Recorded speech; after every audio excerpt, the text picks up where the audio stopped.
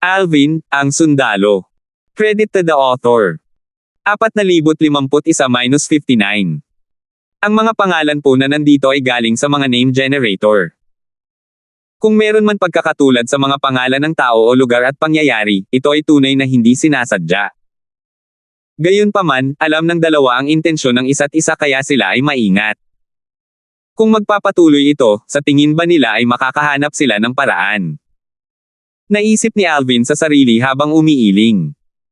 Malinaw kay Alvin na ang dalawa ay hindi lubos na may kumpiyansa sa pagharap sa isa't isa. Ang lakas ay isang malaking pinagmumulan ng kumpiyansa. Gayunpaman, sa kasong ito, kung saan ang isa ay hindi sigurado kung mas malakas siya kaysa sa kalaban, natural lamang na mawala ng kumpiyansa. Dahil hindi pa naipapakita ng dalawa ang kanilang buong lakas hanggang ngayon, hindi rin mahusgahan ni Alvin kung sino ang mas malakas. Malinaw na kulang sa kumpiyansa si Basil. Dahil ba sa lakas na ipinapakita ngayon ni Moyo ay nakakatakot sa kanya o dahil sa hinala niya ay may mga panlilinlang pa rin ito? Base sa nakaraang laban ni Moyo kay Ender, sa palagay ko ay hindi siya masyadong nagpipigil.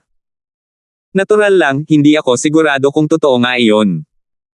Habang ang dalawa ay nasa isang pagtatalo, ibinaling ni Alvin ang kanyang atensyon sa dalawang kalahok na nangunguna kay Moyo, sina Lowell at Handy. Si Handy ay nasa pangalawang pwesto habang si Lowell ay nasa ikatlong pwesto. Nagkaroon ng maikling laban si Alvin kay Handy dati. Pareho silang sumang-ayon na umatake ng isang beses gamit ang kanilang buong lakas, at ang mas mahinang tao ang susuko. Sumuko si Handy, at kinumpirma rin niya na si Handy ay hindi isang banta sa kanya. Malabong hamanin siyang muli ni Handy maliban kung makumpirma ang ranggo ni Handy sa nangungunang tatlo. Matapos magpalitan ng mahigit 100 galaw, sinusubok ang lakas ng isa't isa. Kailan ba nila matatapos ang laban? Maraming tao ang naiinip habang patuloy na pinapatagal ni Basil at Moyuan ang laban. May ilan din na natuwa. Subok na ang pasensya natin ngayon. Parang pantay ang tugma nila.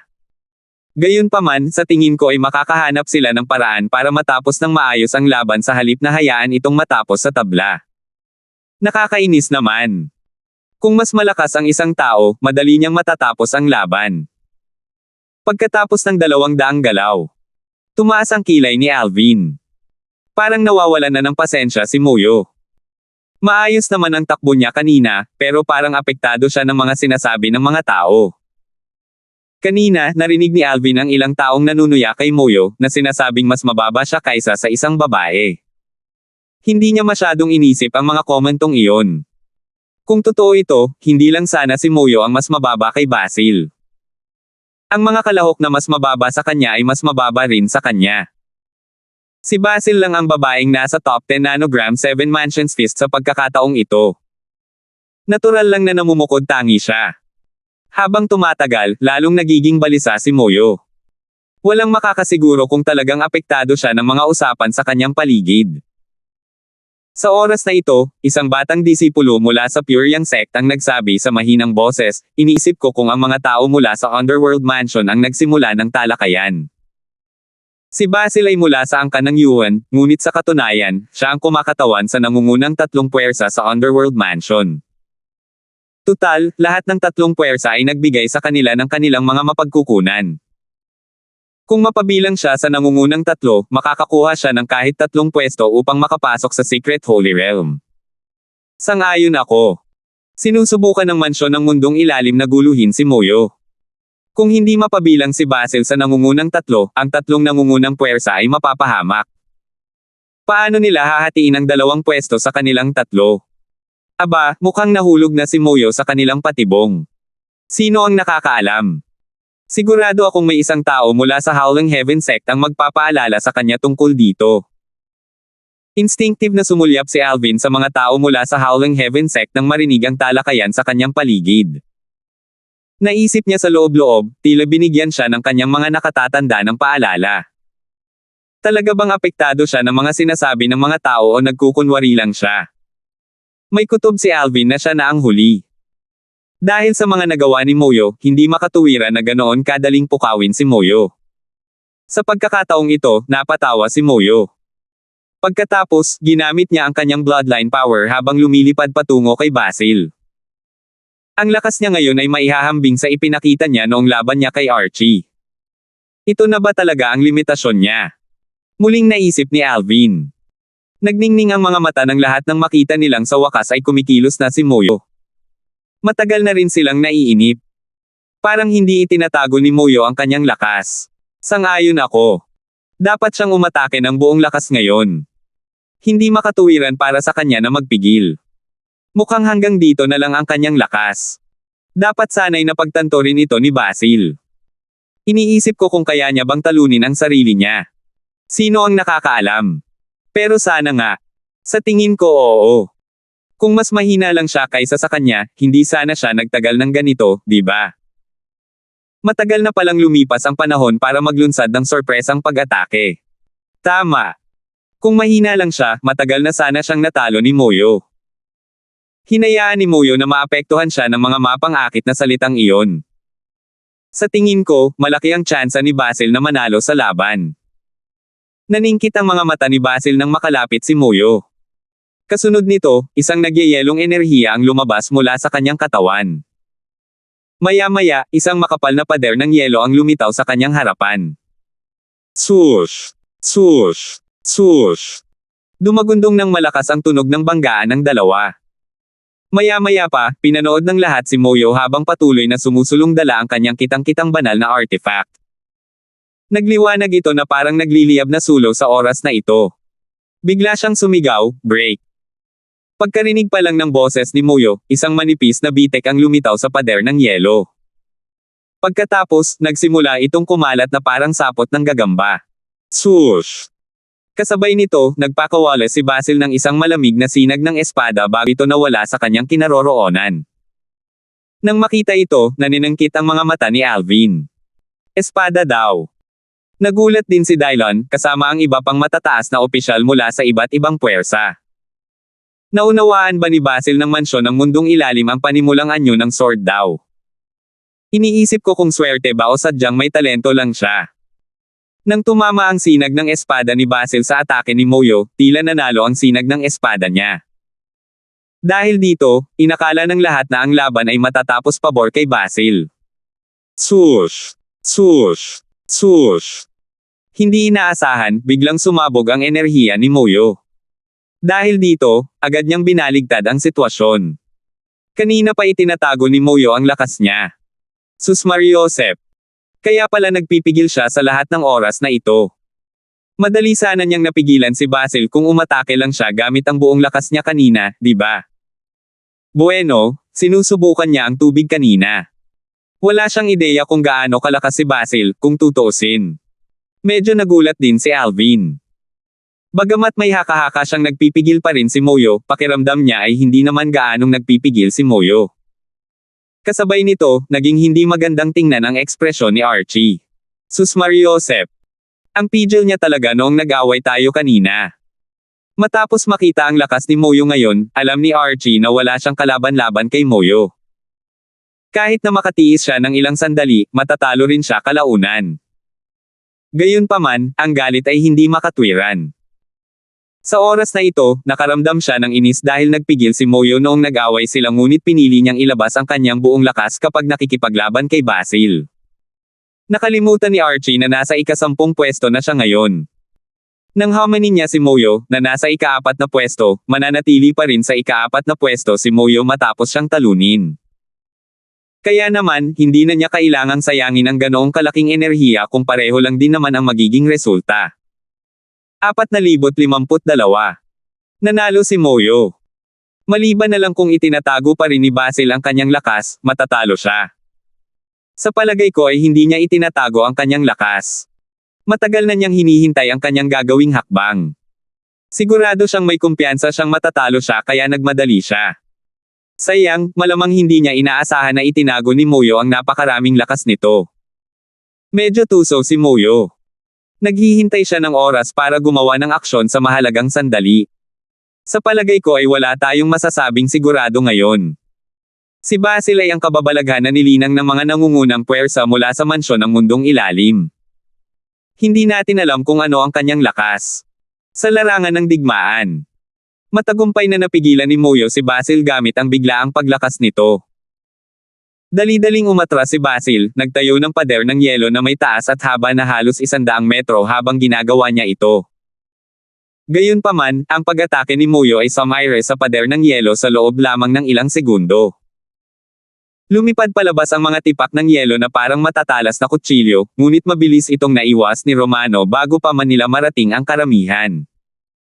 Kung hindi, kalahati ng mga taong naruroon ay maaaring nasugatan o namatay pa. Pinanood ng lahat ang pagdura ni Basil ng dugo. Ang belo na nakatikip sa kanyang mukha ay sumabog sa oras na ito, na nagpapakita ng kanyang magandang mukha. Bigla na lang, ang kanyang aura ay naging parang nagyelo nang maglunsad siya ng isa pang sinag ng espada kay Moyo. Swoosh! Ang sinag ng espada ay mas malakas kaysa sa nauna. Pinaikit ni Alvin ang kanyang mga mata at umiling. Itinatago pa rin niya ang kanyang buong lakas. Sa oras na ito, matapos subukan ang isa't isa para sa mahigit ilang daang galaw, sa wakas ay lumaban na ang dalawa gamit ang kanilang buong lakas. Ang lakas nila ay kapantay ng kay Handy mula sa United Heaven Sect, naisip ni Alvin sa sarili. Sa palagay ni Alvin, ang iilang kalahok sa nangungunang 10 koponan ay hinati sa 3 grupo ayon sa kanilang lakas. Sina Handy, Moyo, at Basil ay nasa nangungunang grupo. Sina Roger at Archie ay nasa pangalawang grupo. Sina Hugh Riley at Ender ay nasa ikatlong grupo. Dahil hindi pa naipapakita ni Lin Yuan at Lowell ang kanilang buong lakas, hindi pa sila nailalagay ni Alvin sa isang grupo. Gayunpaman, batay sa kanyang obserbasyon, naisip niya na malamang nakabilang sila sa unang grupo. Sa sandaling ito, susuko na ako, sabi ni Basil. Nadama ng lahat na sayang ang kanyang pagkatalo. Matagal na niyang itinago ang kanyang tunay na lakas. Marahil, kung umatake siya ng buong lakas kanina, natalo niya sana si Moyo. Sigurado akong hindi niya inaasahan na ganito magtatapos ang laban. Gayunpaman, mauunawaan din kung bakit siya nagpigil ng ganito katagal. Malamang ay hindi niya inisip na kailangan niyang gamitin ang lahat ng kanyang lakas at gusto niyang makatipid ng kanyang enerhiya. Iyon ang ginawa ni Moyo noong nakipaglaban ito kay Archie. Tama iyan. Nakakalungkot na minamaliit niya si Moyo. Kamangha-mangha si Moyo. Maraming tao ang nakatuon kay Moyo, ang pinakanatatanging prodigy mula sa Howling Heaven Sect na nababalitang inapo ng isang mas mataas na Emperor of Gods. Sinasabing siya rin ang magiging pinuno ng Howling Heaven Sect. Base sa lakas na ipinakita nila sa ngayon, mukhang sina Alvin, Moyo, at Basil ang pinakamalakas. Iniisip ko kung ang iba pang nagtatago ng kanilang lakas ay kasing lakas o mas malakas pa rin. Kung hindi itinatago ng iba ang kanilang lakas, ang tatlong iyon ay mapapasailalim sa top 3. Tama iyan. Pagkatapos ng laban na ito, inakala ng karamihan na sina Alvin, Moyo, at Basil ang malamang na mapasama sa top 3 sa pagtatapos ng pista ng 7 mansyon. Natural lamang na hindi sumang-ayon si Alvin sa opinyon ng mga tao. Inisip niya na minamaliit nila si Handy. Sa kanyang palagay, hindi mas mahina si Handy kaysa sa dalawa. Kapag ang kanilang lakas ay nasa parehong antas o halos pareho, may iba pang mga salik na magtatakda ng kanilang tagumpay o pagkatalo. Ang bawat desisyon na gagawin sa isang laban ay malaki ang maitutulong sa resulta. Kung lumaban sina Moyo at Basil ng buong lakas mula pa sa simula, malamang na magtabla ang laban. Gayunpaman, kung pinakawalan ni Basil ang kanyang lakas bago pa man ito gawin ni Moyo, malamang na nanalo siya sa laban. Sa kasamaang palad, nagkamali siya ng paghatol dahil sa patuloy na pagpigil at nasugatan, natalo sa laban. Kung ito ay laban na nagbabanta sa buhay o kamatayan, maaari na sana siyang mamatay dahil sa kanyang pagkakamali sa paghatol. Maya-maya pa, naibilang na sa dalawa ang atensyon ng mga tao, at inaabangan na ang susunod na laban. Si Lowell, na nasa ikatlong pwesto, ang susunod. Dahil si Moyo, na nasa ika-4 na pwesto, ay kakalaban lang, natural lang na si Lowell na naman. Sa tingin ko hindi siya magiging ganoon katanga para hamanin agad pagkatapos ng laban. Tama. Si Basil ay nasa ika-6 na pwesto. Si Lin Yuan ay nasa ika-5 pwesto, ngunit lumaban lang din siya kamakailan. Kaya hindi pa niya ito pagkakataon. Dahil wala na sina Moyo at Lin Yuan, pagkakataon na naman ni Lowell. Gaya ng inaasahan, sinabi ni Romano, kalahok bilang 3, pakisuyong pumasok sa larangan ng digmaan. Dahil sa mahusay na pagganap ni Basil, sabik na panoorin ng mga tao ang laban ni Lowell. Siguro kasing lakas siya ni Basil, hindi ba? Tulad ni Basil, lahat ng matataas na puwersa sa Divine Morning Mansion ay nagbigay sa kanya ng lahat ng kanilang mga mapagkukunan. Kung kasing lakas siya ni Basil, magiging kapana-panabik ang mga laban para sa nangungunang 3 pwesto. Kung kasing lakas siya ni Basil, kaduda-duda kung makakasama si Basil sa top 3. Tama iyan. Malubhang nasugatan si Basil mula sa pakikipaglaban niya kay Moyo. Maaaring hindi siya gumaling sa tamang panahon. Bukod pa rito, natalo siya kay Moyo kaya mas mababa lang ang ranggo niya ngayon kaysa sa kanya maliban na lang kung may isang taong natalo niya ang makakatalo kay Moyo. Gayunpaman, malabong mangyari iyon, hindi ba? Sa oras na ito, lahat ay nagtataka kung sino ang hahamonan ni Lowell na pumasok sa larangan ng digmaan. Dahil siya ay nasa 3 ranggo, tanging si Handy, na nasa 2 ranggo, o si Alvin, na nasa 1 ranggo, ang maaari niyang hamanin. Kung hahamunin ni Lowell si Alvin at manalo, siya ang mauuna. Gayunpaman, hindi mahuhulog si Alvin sa 3 pwesto, hindi ba, dahil natalo niya si Handy. Sino sa tingin mo ang hahamonan niya? Mahirap sabihin. Kasabay nito, ang mga elder mula sa Autumn Leaf Sect ng Divine Morning Mansion ay nagpapayo rin kay Lowell. Lowell, dahan-dahan lang at hamanin mo muna si Handy. Subukan mong kausapin si Handy at tingnan kung handa siyang lumaban ayon sa mga patakaran niya noong nakikipaglaban siya kay Alvin. Sa ganitong paraan, pareho kayong makakaiwas sa mga pinsala at makakatipid ng inyong enerhiya. Ang payo mula sa mga matatanda ng Autumn Leaf Sect ay lubos na makatwiran. Ito ay isang panalong sitwasyon para kina Lowell at Handy. Sige, sagot ni Lowell. Pagkatapos, tumingin siya sa mga tao mula sa United Heaven Sect at malakas na sinabi, hinahamon ko si Handy, ang kalahok na pangalawa. Ito ang unang laban ni Handy pagkatapos ng kanyang laban kay Alvin. Biglang lumakas ang kanyang loob nang marinig niya ang mga salita ni Lowell, at nagliwanag ang kanyang mga mata sa pananabik. Pagkatapos, bahagyang natigilan siya nang makatanggap siya ng isang voice transmission mula kay Lowell. Bakit hindi natin alamin kung sino ang mas malakas sa pamamagitan lamang ng isang suntok tulad ng ginawa ninyo ni Alvin? Kumislap mga mata ni Handy bago siya agad pumayag. Sige. Bakit hindi? Panalo naman ang lahat para sa ating dalawa. Naging malamig ang boses niya habang patuloy na sinasabi, gayunpaman, kung babawiin mo ang sinabi mo, hihilahin kita pababa kasama ko kahit na malubha ang pinsala ko. 4,053. Bumantong hininga si Lowell habang taos-pusong sinasabi, syempre naman. Hindi ako maghuhukay ng sarili kong libingan. Kung lalaban tayo ng buong lakas ngayon, bibigyan ko lang ng pagkakataon ng ibang kalahok na samantalahin ang sitwasyon. Nakita ninyo kung gaano kalakas sina Moyo at Basil. Kung sakaling masugitan ang isa sa atin at hindi makabawi sa tamang panahon, hindi natin sila makakayanan at mawawala ang pagkakataon nating makapasok sa top 3.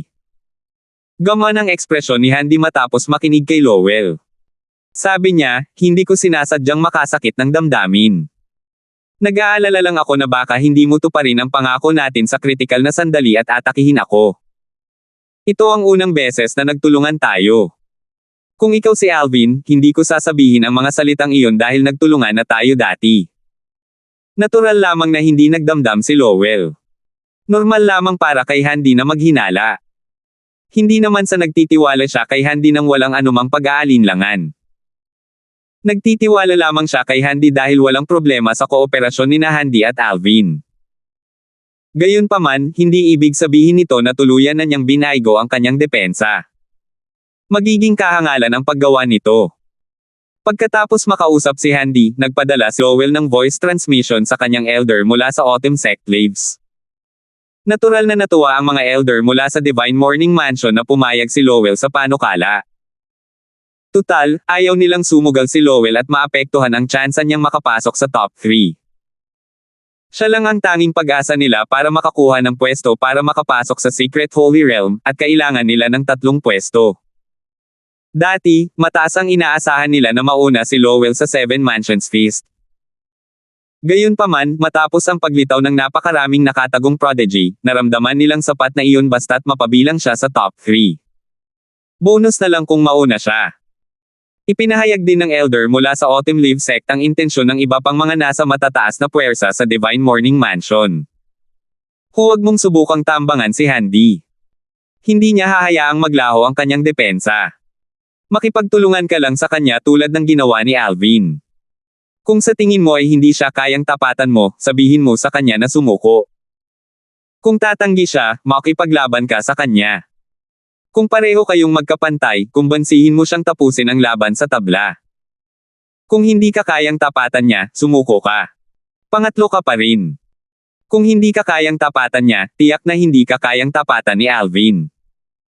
Kaya, dapat mo lang ito ng pansin sa pagpapanatili ng iyong posisyon sa ikatlong pwesto.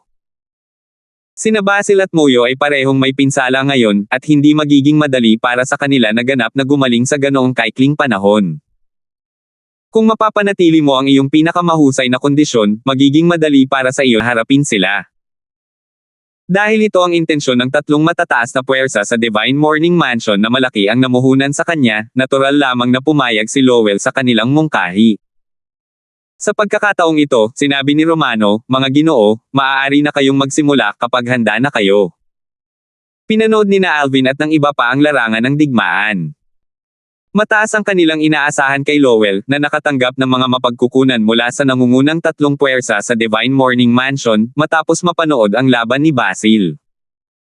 Bukod dito, ang kanyang kalaban ay si Handy mula sa United Heaven Sect ng Consonance Mansion. Hindi rin narinig si Handy bago ang pista ng 7 mansyon at kamakailan lamang ay ipinakita ang kanyang lakas. Tiningnan ni Alvin ang dalawang kalaban sa larangan ng digmaan at naisip sa sarili, nakakatakot ang lakas ni Handy, pero ganoon din si Lowell. Sa oras na ito, isang batang disipulo mula sa Pure Yang Sect ang biglang nagtanong, Senior Brother Duan, sino sa tingin mo ang mas malakas? Tutal, nakalaban mo na si Handy dati. Umiling si Alvin. Mahirap sabihin. Napakalakas ni Handy, pero ibinigay ng Divine Morning Mansion kay Lowell ang lahat ng kanilang mga mapagkukunan. Kaya naman, kailangan ding maging napakalakas ni Lowell. Tingnan natin si Basil halimbawa. Napakalakas niya. Magpasensya ka na. Malalaman natin kung sino ang mas malakas sa lalong madaling panahon. Mataas ang tingin ni Alvin kay Basil kahit natalo ito sa laban. Matapos makinig kay Alvin, ibinalik ng batang disipulo mula sa Pure Yang Sect ang kanyang atensyon sa larangan digmaan. Sabay na kumilos ang dalawa na nakatayo sa magkaharap na bahagi. Sa isang kisap mata, naglapit sila sa isa't isa. Nang makita ito, mabilis na napagtanto ng ilan sa kanila ang nangyayari. Hindi nag-aaway sina Handy at Lowell. Ay lalahad lang nila ang kanilang lakas sa isang suntok tulad ng ginawa ni na Handy at Alvin dati. Si Handy siguro ang nagmungkahi nito. Bakit ba siya napakaingat? Hindi pa ba panahon para ipakita niya ang kanyang lakas? Bueno, pumayag si Lowell sa mungkahi. Hindi ba normal lang para kay Lowell na pumayag? Sa pamamagitan nito, makakatipid siya ng kanyang enerhiya at may tatago ang kanyang tunay na lakas. Samantala, medyo hindi maganda ang ekspresyon ni Moyo at Basil.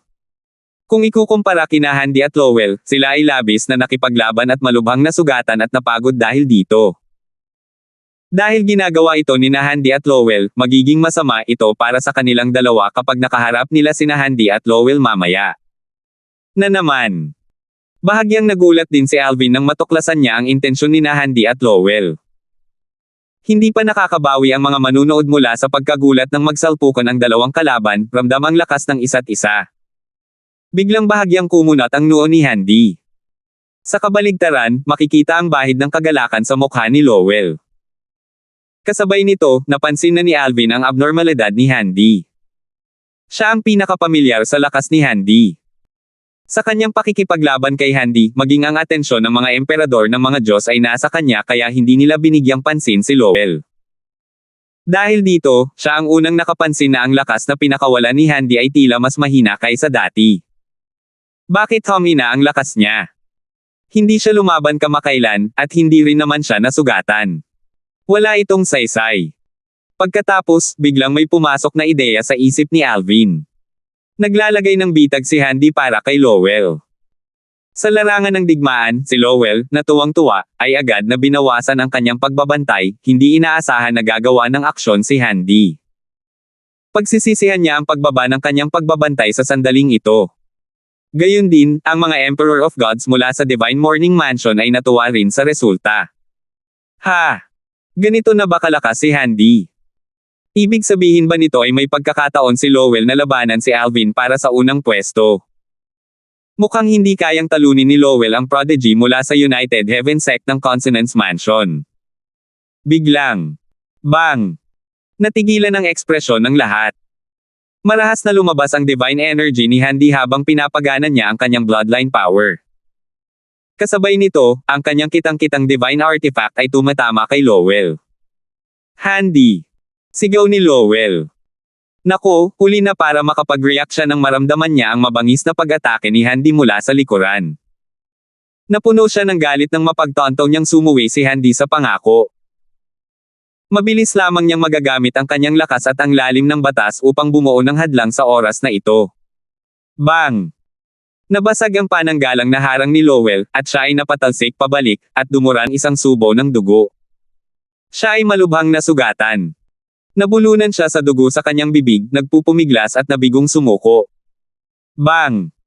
Walang sabi-sabi, sinamantala ni Handy ang pagkakataon at sumugod muli. Nawalan ng malay si Lowell at bumagsak sa lupa. 4,054. Lubos na natalo si Lowell. Nabigo siyang ipagtanggol ang sarili mula sa pagtambang at tinamaan ng 2 beses bago bumagsak sa lupa, walang malay. Panalo si Handy, malakas na sabi ni Romano matapos pigilan si Handy. Bahagyang kumunat ang noo niya kay Handy dahil sa pagtalikod niya sa kanyang mga sinabi. Gayunpaman, alam din niya na hindi dapat binaliwala ni Lowell ang kanyang depensa kahit anong mangyari, lalo na bago pa man opisyal na matapos ang laban. Tahimik ang buong lugar nang ibalik ni Romano si Lowell sa mga tao ng Autumn Leaf Sect. Wala sa kanila ang inaasahan sa biglaang pagbabagong ito. Tanging ang mga matatanda mula sa United Heaven Sect ang tila walang pakialam.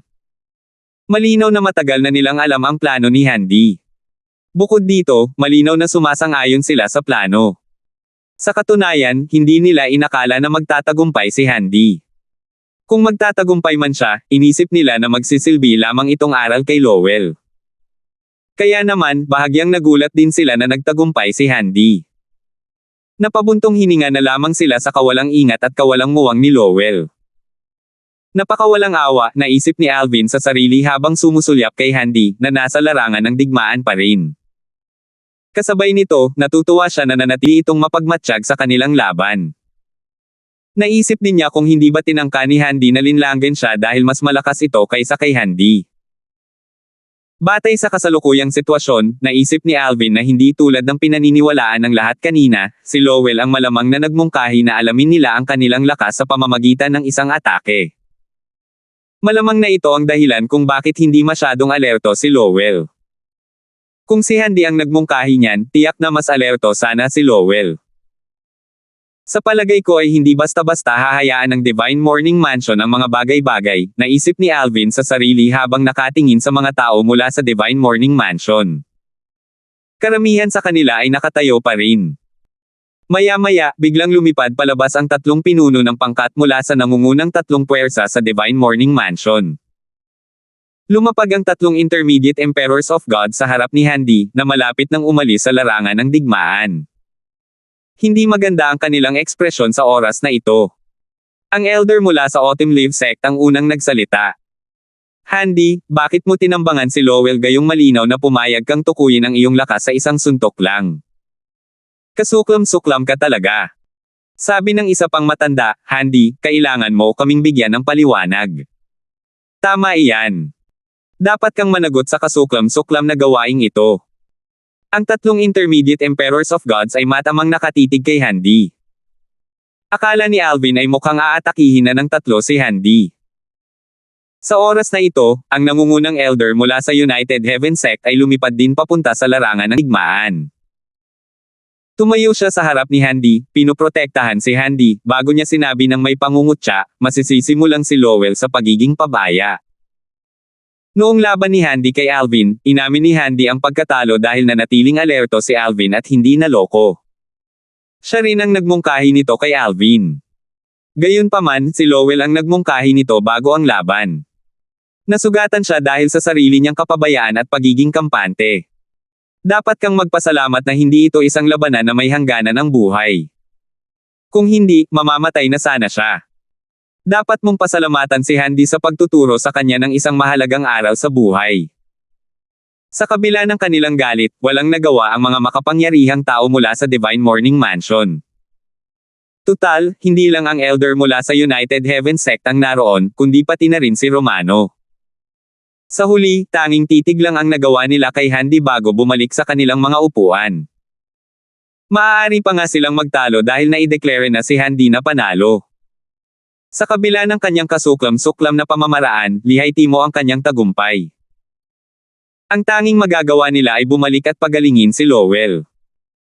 Samantala, bumalik sa kanilang katinoan ang mga tao at ikinalungkot ang kinalabasan ni Lowell. Sayang naman. Akala ko si Handy ang nag-alok. Lumalabas na si Lowell pala iyon. Kung lumaban lang sana sila ng normal, hindi sana siya nagtamo ng ganito kulubang pinsala. Sa palagay ko ay hindi na siya makakasama sa top 3 ngayon.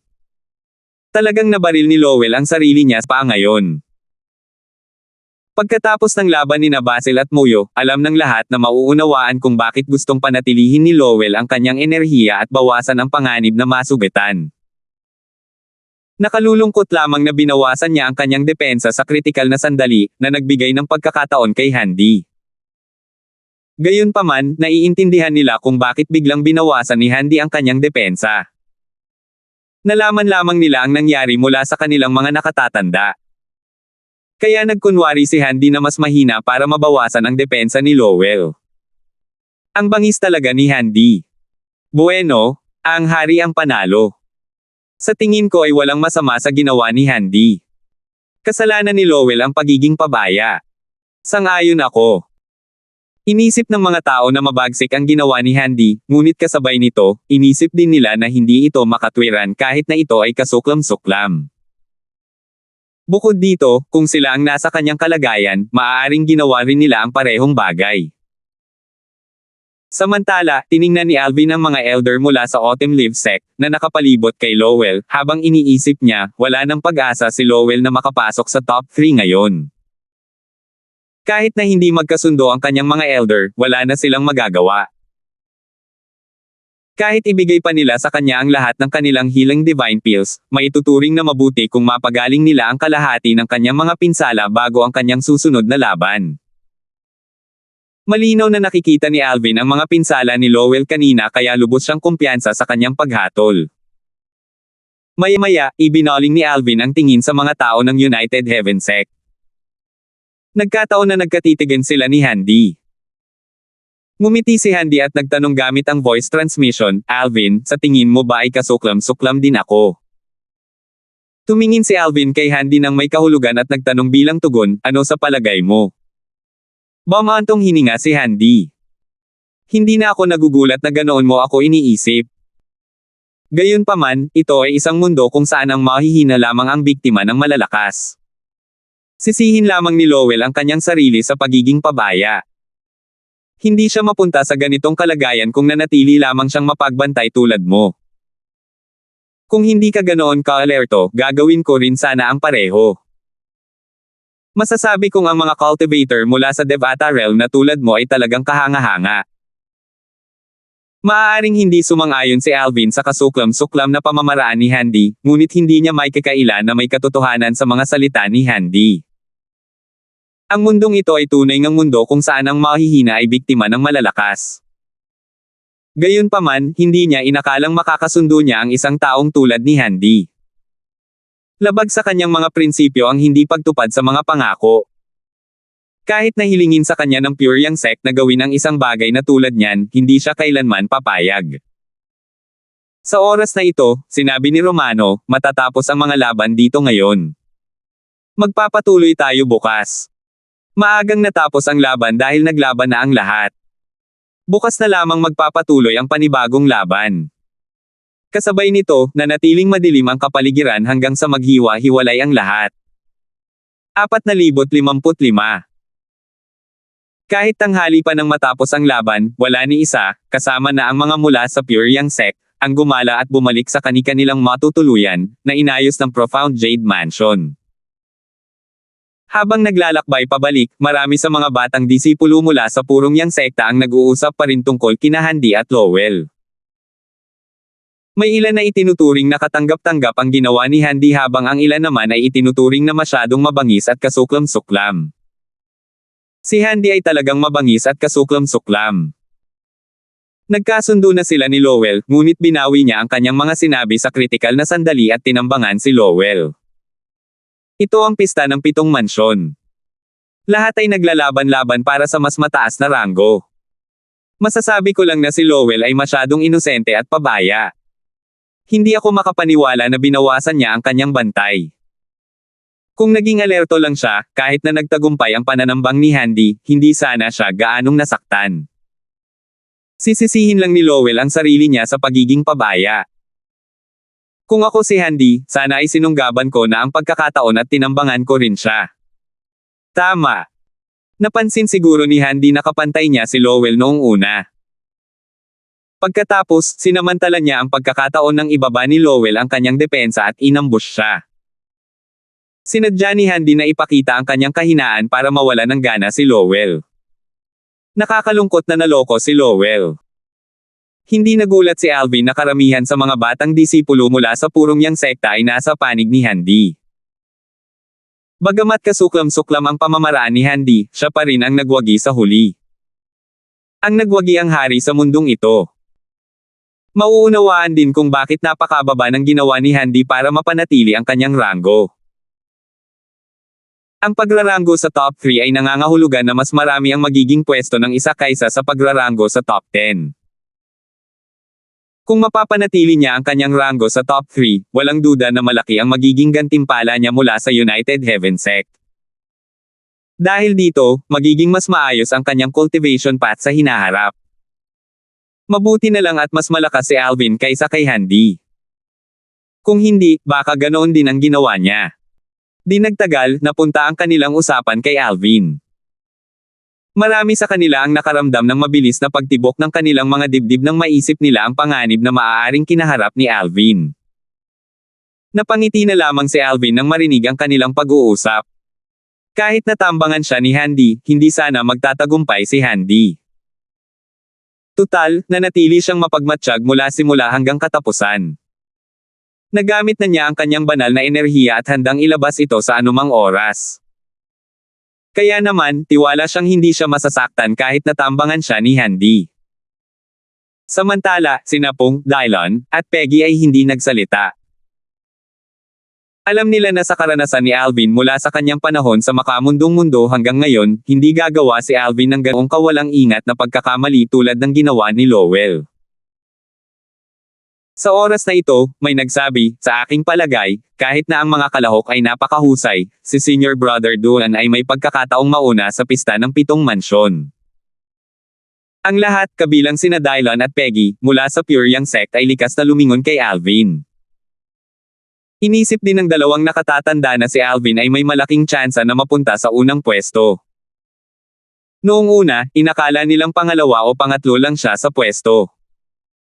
Gayunpaman, batay sa kondisyon ng mga kalahok ngayon at sa pinsala ni Lowell, inakala nilang si Alvin ang maaaring mauna sa pwesto. Nagtanong si Pong, Alvin, sigurado ka ba na mauuna ka sa ranggo? Ngumiti si Alvin at sumagot, susubukan ko ang aking makakaya. Seryosong sinabi ni Pong, sikapin mong mauna sa ranggo. Hindi lang malaki ang magiging gantimpala mo sa sekta, kundi makukuha mo rin ang atensyon ng mga panlabas na puwersa. Hindi ko alam kung natatandaan mo ito. Dati, sinabi ko sa iyo na kung gusto mong lumakas, ang susunod na hakbang ay ang sumali sa isang puwersang may pinakamataas na ranggo. Natural lang, mas mainam na ito ay isang puwersang may pinakamataas na ranggo na may mga kataas-taasang Diyos. Ang mga puwersang may pinakamataas na ranggo ang pinakamalakas sa lupain ng malalim na enerhiya. Kahit si Junior Uncle Ye ay gustong sumali sa isang puwersang may pinakamataas na ranggo. Kapag nakalusot siya at naging isang advanced na Emperor of Gods, tiyak na marerecruit siya para sumali sa isang puwersang may pinakamataas na ranggo. Sa katunayan, kahit ngayon, marami sa mga mula sa mga puwersang may pinakamataas na ranggo ang nag-iisip na si Junior Uncle Ye ay may mataas na potensyal na maging isang kataas-taasang Diyos. Sa katunayan, noon, may mga puwersang may pinakamataas na ranggo na nag-imbite sa kanya na sumali sa kanila. Gayunpaman, tinanggihan niya ang mga imbitasyon noong panahong iyon dahil pakiramdam niya ay hindi siya sapat na malakas. Bukod dito, ang mga puwersang may pinakamataas na ranggo na iyon ay wala ng mga kataas-taasang Diyos at isa na lamang maputlang anino ng kanilang nakaraan. Dahil sa iba't ibang dahilan, alam niyang ang mga mapagkukunang ibibigay sa kanya roon ay hindi hihigit pa sa makukuha niya mula sa Pure Yang sect. Tutal, sa aming sekta, siya ang pinakanamumukod tangi. Kung sumama siya sa isang puwersang may pinakamataas na ranggo noong panahong iyon, hindi nila siya tatretuhan ng ganoon. Gayunpaman, sa kanyang kasalukuyang kakayahan o kapag nakalusot siya, bibigyan din siya ng mataas na ranggo kapag sumali siya sa isa sa mga puwersang may pinakamataas na ranggo. Kaya, masisiyahan din siya sa pinakamahusay na mga mapagkukunan ng cultivation. Ganoon din para sa akin. Pagkatapos, tumingin si Pung kay Alvin habang patuloy na sinasabi, gayunpaman, iba ka. Bata ka pa, ngunit nagpakita ka na ng malaking potensyal. Napakataas din ng iyong likas na talento at kasanayan sa pag-unawa. Bukod dito, naunawaan mo rin ang sword daw. Kung ikaw ay mauna sa pista ng 7 mansyon, tiyak na makakatanggap ka ng mga imbitasyon mula sa malalakas na puwersang may pinakamataas na ranggo na pangalawa lamang sa mga nangungunang puwersang may pinakamataas na ranggo sa lupain ng malalim na enerhiya. Alam ni Alvin ang tungkol sa mga puwersang may pinakamataas na ranggo na binanggit ni Pong. Sila ang pinakamalakas na puwersa sa lupain ng malalim na enerhiya. Marami silang mga kataas-taasang Diyos, at kabilang sa mga ito ay ang mga matataas na kataas-taasang Diyos. Ang ilang puwersang ito na may pinakamataas na ranggo ay kilala bilang mga pangunahing puwersang may pinakamataas na ranggo sa lupain ng malalim na enerhiya. Ang angkan ng Reed, na pinagmulan ni Kelly noong nakaraang buhay niya, ay isa ring pangunahing puwersang may pinakamataas na ranggo sa lupang handog ng banal. Gayon din, ang angkan ng Yun sa lupang handog ng banal ay isa ring pangunahing puwersang may pinakamataas na ranggo. Sa katunayan, karamihan sa mga pangunahing puwersang may pinakamataas na ranggo ay mga angkan. Kung ikukumpara, mas kaunti ang mga pangunahing sekta na may pinakamataas na ranggo.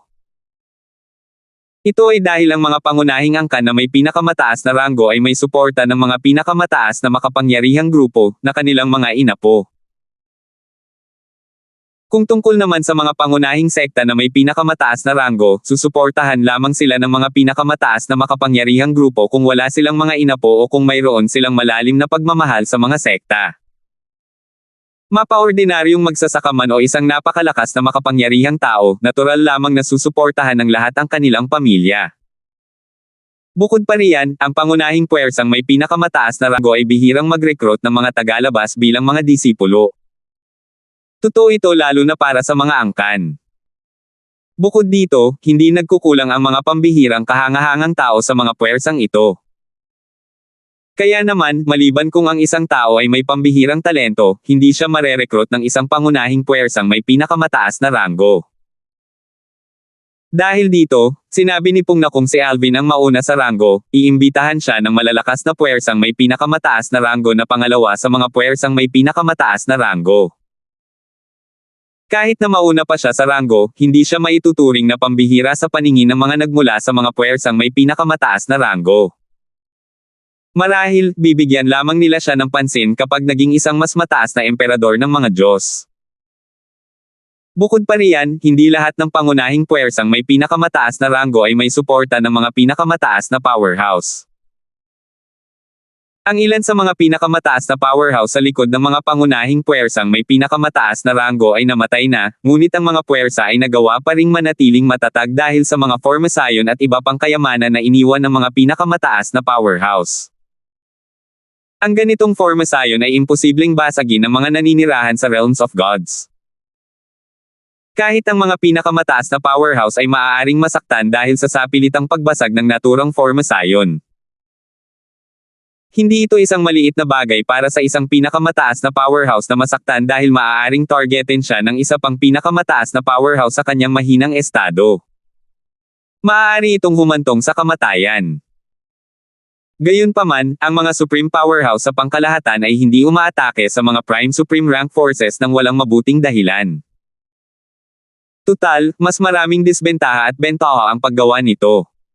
Dahil dito, ang mga Prime Supreme Rank Forces ay nakatayo ng mataas sa Realms of Gods. Mayroong ilang pangunahing puwersang may pinakamataas na ranggo sa lupain ng malalim na enerhiya.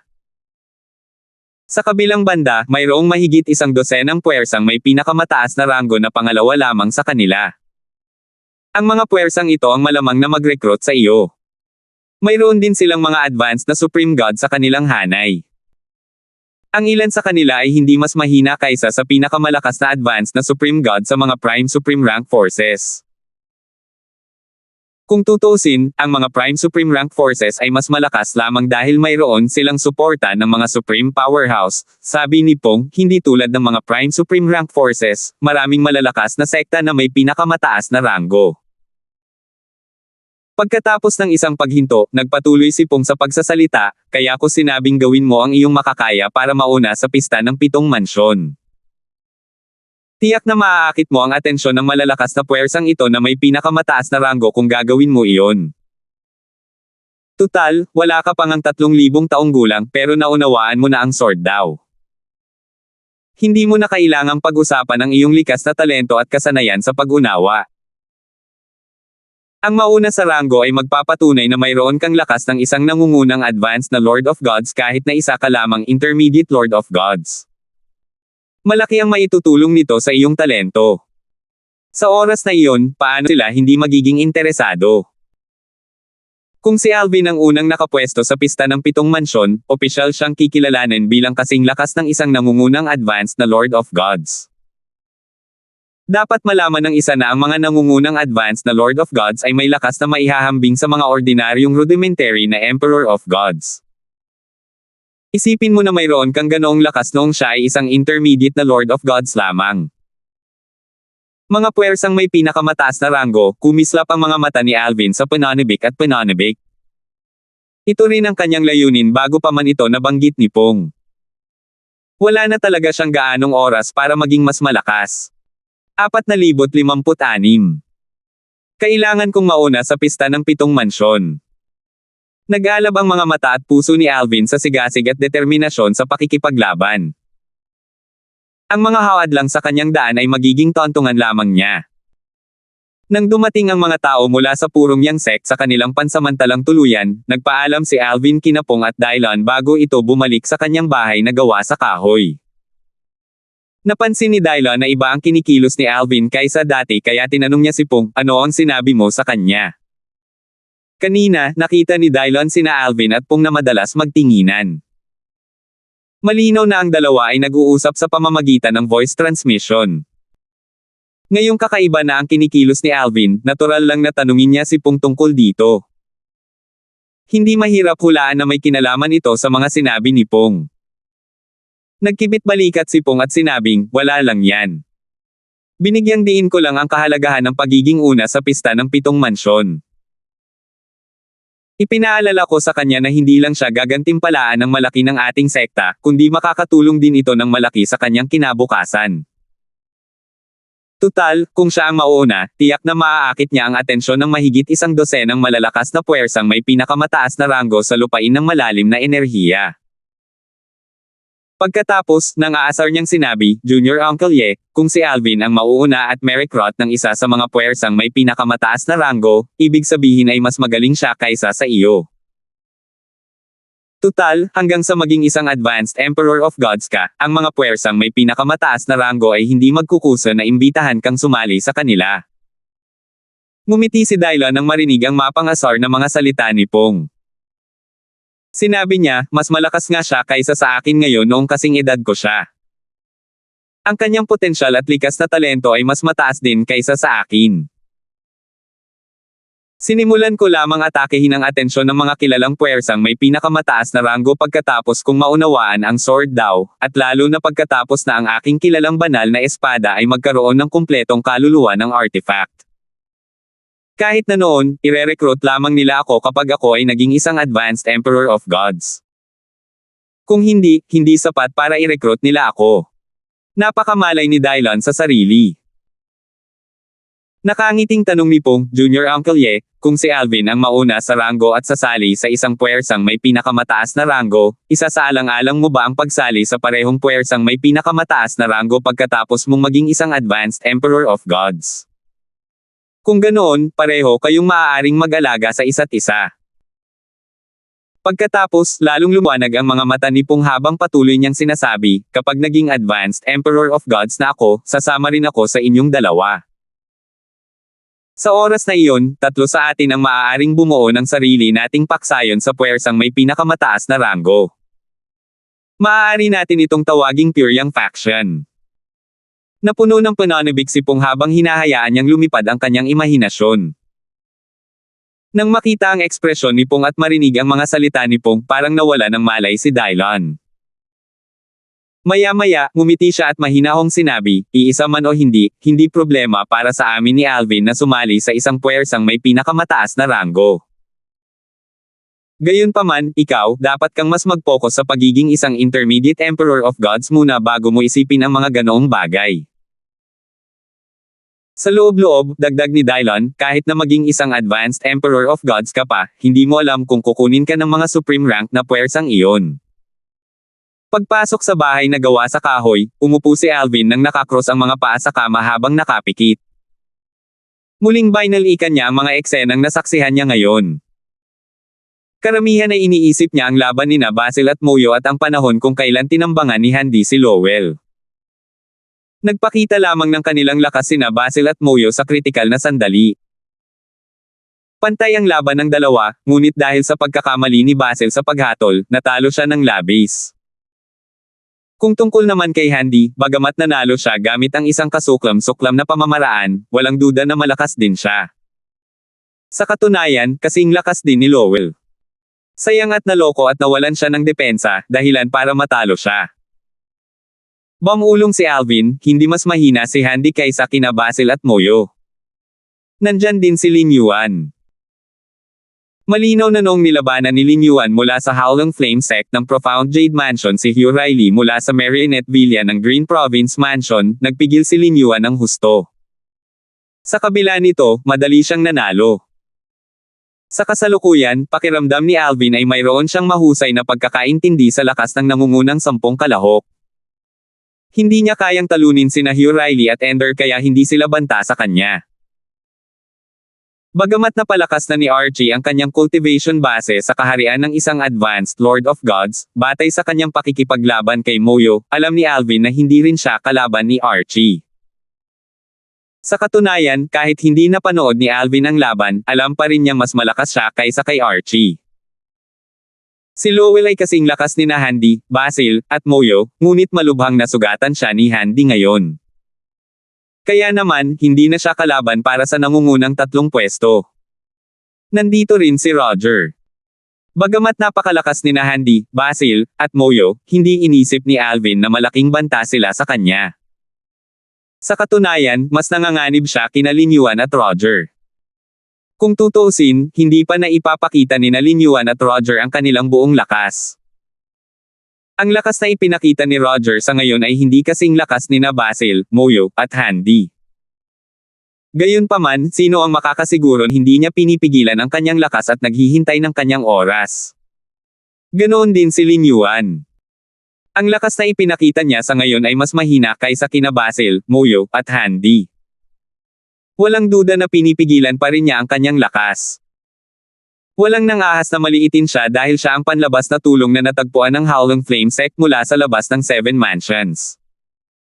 May mga bulong-bulungan na si Lin Yuan ay mula sa isang Supreme Rank Clan. Tutal, mayroong isang Supreme Rank Clan na tinatawag na Lin Clan na hindi kalayuan sa 7 Mansions.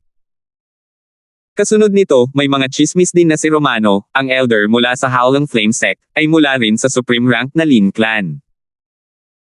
Gayunpaman, walang nakaisip ng dahilan kung bakit siya pumunta sa Profound Jade Mansion para sumali sa Emperor rank na Howling Flame Sect. Sumali si Romano sa Howling Flame Sect noong bata pa siya. Wala pa siyang 10,000 taong gulang nang sumali siya sa Howling Flame Sect. Unti-unti siyang umangat sa ranggo sa sekta, at nakamit ang maraming magagandang bagay. Marami ang nag-akala na inimbitahan niya si Lin Yuan na sumali sa Howling Flame Sect para sa grupo at lumahok sa pista ng 7 mansyon. Sa anumang kaso, walang duda na si Lin Yuan ay namumukod-tangi rin. Walang paraan na ang Howling Flame Sect ay makakahanap ng isang ordinaryong tao na kakatawan sa kanila sa pista ng 7 mansyon. Lin Yuan, Roger. Sa ngayon, si Alvin ang higit na nag-aalala sa kanilang dalawa. Tutal, ang isang nakatagong kalaban ay mas nakakatakot kaysa sa isang kilalang kalaban. Hindi pa naipapakita ng dalawang iyon ang kanilang lakas kaya normal lang na medyo nag-aalala siya. Maya-maya, sinimulang suriin ni Alvin ang kanyang lakas. Sa tulong ng 5 banal na elemento, ganap niyang napatetag ang kanyang cultivation base sa kaharian ng isang intermediate Lord of Gods. Gamit ang sword daw at ang batas ng kalawakan, ang kanyang lakas ay nalampasan ang karamihan sa mga advanced Lords of Gods. Gumagaling na rin siya sa paggamit ng Mastery daw, na lalong nagpapalakas sa kanyang lakas. Dahil sa kanyang kasalukuyang cultivation base, mahihirapan ang mga tao na matukoy na ginamit niya ang Mastery daw maliban na lang kung sila ay mga Supreme Gods. Gayunpaman, hindi naging kampante si Alvin. Tutal, sino nga ba ang nakakaalam kung gaano kalakas sina Lin Yuan at Roger? Mas magiging kapanapanabik ang mga laban bukas. Ipagpapatuloy nila ang pagtukoy sa nangungunang 10 ranggo para sa mga kalahok bukas. Natural lamang na kailangang maglaban muli sina Lin Yuan at Roger. Hindi ko kailangang mag-alala tungkol kay Roger sa ngayon dahil nasa ika-8 pwesto siya. Kailangan pa niyang hamanin ang ilan pang tao bago niya ako hamanin. Magkakaroon siya ng madaling panalo kung hahamunin niya si Hugh Riley na nasa ika-7 pwesto. Tungkol naman kay Lin Yuan, na nasa ika-5 sa ranggo, si Mo Yu lang, na nasa ika-4 na ranggo, ang kaya niyang hamanin. Bukod doon, si Basil, na nasa ika-6 na ranggo, ay kaya lang siyang hamanin dahil natalo siya ni Mo Yu, na nasa ika-4 na ranggo. Sa pag-iisip ng mga bagay na ito, lalo naging nasa sabik si Alvin sa mga laban bukas. Kung makakaharap mo si Basil, hindi na mapipigilan at may tatago ni Lin Yuan ang kanyang lakas, tama ba? Bukod kay Alvin, maraming tao rin ang inaabangan ang laban ni Basil at Lin Yuan bukas. Maliban na lang kung isuko ni Basil ang kanyang pagkakataon, walang magagawa si Lin Yuan kundi ang labanan siya. Walang nag-akala na mawawalan ng pagkakataon si Basil bukas dahil mawawalan siya ng pagkakataong makapasok sa top 3 kung gagawin niya iyon. Kung talagang mawawalan siya ng pagkakataon bukas, para na rin siyang umamin na mas mababa siya kay Lin Yuan. Walang mag-iisip na nagtitipid siya ng enerhiya. Sa dami ng taong nasa unahan niya, paano makakasama si Basil sa top 3 kung mawawalan siya ng pagkakataon bukas? Katulad ni Alvin, matapos masaksihan ang laban ni Handy at Lowell, maraming tao rin ang nag-isip na si Handy ay hindi mas mahina kaysa kina Basil at Moyo. Kinabukasan, ang ginintoang sikat ng araw ay nagliwanag sa lupain. Maagang dumating ang mga tao mula sa iba't ibang puwersa sa 7 mansyon sa lugar ng pista ng 7 mansyon. Nang mas maaga kaysa sa karaniwan nilang pagdating ang mga tao mula sa Pyryang Sect, natuklasan nilang marami na ring iba ang dumating. Nang dumating ang lahat, muling pumuno sa gitna ng entablado si Romano. Hindi na siya nag-aksaya ng oras at sumigaw, kasali bilang 10, pumasok po kayo sa larangan ng digmaan. Dahil malapit nang matapos ang pista ng 7 mansyon, naipahayag na ni Romano ang mga patakaran, at pamilyar na rin ang lahat sa mga patakaran. Kaya naman, wala na siyang ibang masasabi pa. Ang ika-10 kalahok ay walang iba kundi si Archie. Dati, hinamon niya si Moyo, at ang kanilang laban ay natapos sa tabla. Sa una, tulad ng lahat, inakala niyang kapantay ng lakas ni Moyo ang sa kanya. Gayunpaman, napagtanto niya kung gaano siya nagkamali matapos mapanood si Moyo na lumaban kay Basil. Tila pinaglalaroan lang siya ni Moyo noong nag-aaway sila. Sa sandaling ito, maraming tao ang tumingin kay Archie nang may pagtataka nang pumasok siya sa larangan ng digmaan. Sino ang hahamonan ni Archie? Hamanin ba niya si Ender o Riley? 4,057.